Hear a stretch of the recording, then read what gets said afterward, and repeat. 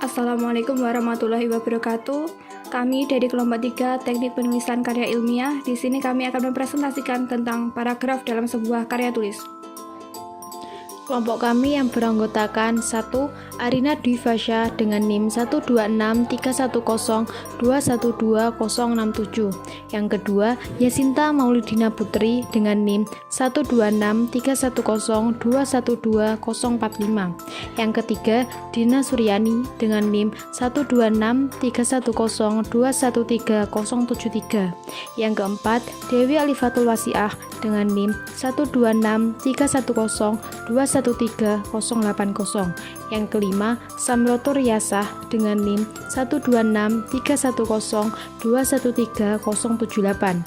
Yang terakhir, Nisa Azhara Wayuning Tias dengan NIM 12631021385.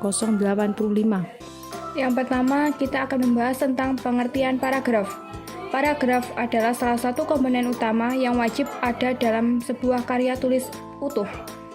Menurut Kamus Besar Bahasa Indonesia atau KBBI, paragraf adalah bagian bab dalam suatu karangan yang mengandung suatu ide pokok dan penulisannya dimulai dengan garis baru. Dalam sebuah tulisan utuh, keberadaan paragraf berperan sebagai miniatur karangan yang berfungsi untuk memudahkan pengertian dan pemahaman dengan cara memisahkan satu topik atau tema dengan topik dan tema lainnya. Syarat-syarat dari pembentukan paragraf. Yang pertama ada kesatuan. Tiap paragraf hanya mengandung satu gagasan pokok. Dalam pengembangannya, tidak boleh terdapat unsur-unsur yang sama sekali tidak berhubungan dengan topik atau gagasan pokok tersebut. Paragraf dianggap mempunyai kesatuan jika kalimat-kalimat dalam paragraf itu tidak terlepas dari topiknya atau selalu relevan dengan topik. Kesatuan dalam sebuah paragraf hanya terbentuk apabila informasi-informasi dalam paragraf itu tetap dikendalikan oleh gagasan utama. Kedua, kepaduan. Satu paragraf bukanlah merupakan kumpulan atau tumpukan kalimat yang masing-masing berdiri sendiri atau terlepas, tetapi dibangun oleh kalimat yang mempunyai hubungan timbal balik. Kepaduan atau koherensi dititik beratkan pada hubungan antara kalimat dengan kalimat. Kalimat memiliki kesesuaian yang dibangun dari kalimat topik. Kepaduan antar kalimat dalam paragraf itu meliputi dua macam, yaitu kepaduan bentuk dan kepaduan makna. Ketiga, kelengkapan. Suatu paragraf dikatakan lengkap jika berisi kalimat-kalimat penjelas yang cukup untuk menunjang kejelasan kalimat topik dan kalimat utama.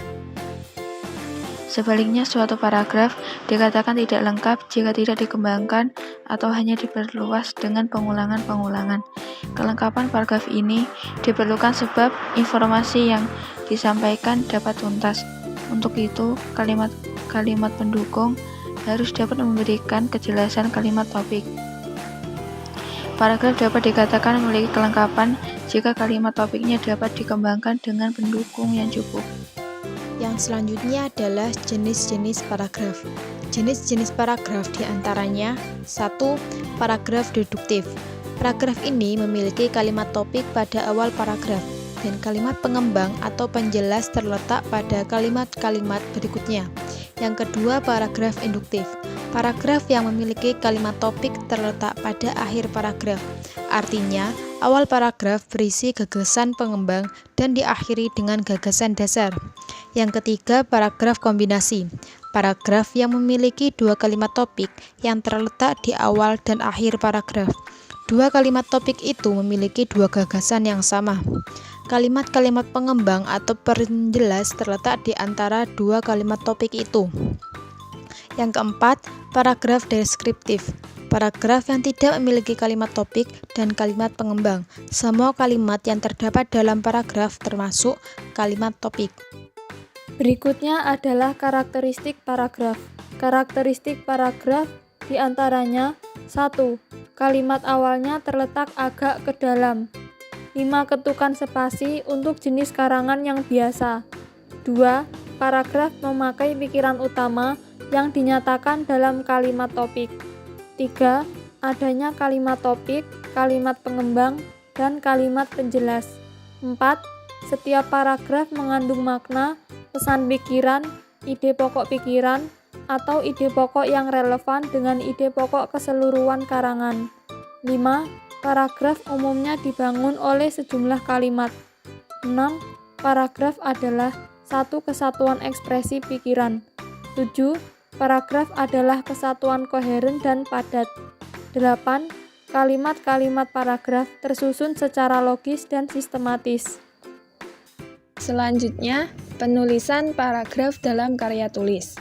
Dalam menyusun laporan ilmiah, harus memperhatikan penyusunan kalimat-kalimat dalam suatu paragraf. Penulisan paragraf yang telah memenuhi persyaratan paragraf meliputi kesatuan, pengembangan, kepaduan atau koherensi, kekompakan atau kohesi, dan pengembangan paragraf, serta pemahaman penggunaan jenis paragraf seperti paragraf deduktif, induktif, kombinasi, dan deskriptif dengan baik. Penerapan penulisan paragraf dalam karya ilmiah tersebut perlu dikembangkan gagasan dalam kalimat-kalimat, satuan paragraf, bab, atau subbab, sehingga menjadi suatu karya ilmiah yang utuh. Penulisan karya ilmiah tersebut dituntut juga penginformasian secara utuh, yaitu ketelitian dalam tulis-menulis ilmu yang menyangkut data, nama orang, nama tempat, hingga ejaan dan tanda baca. Tulisan ilmiah juga harus jelas.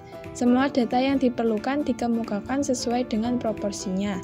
Sebaliknya, data yang tidak diperlukan atau tidak ada kaitannya dengan isi laporan tidak perlu dikemukakan. Pengembangan paragraf dalam karya tulis. Pengembangan paragraf sesuai fungsi dan posisi. 1. Paragraf pendahuluan.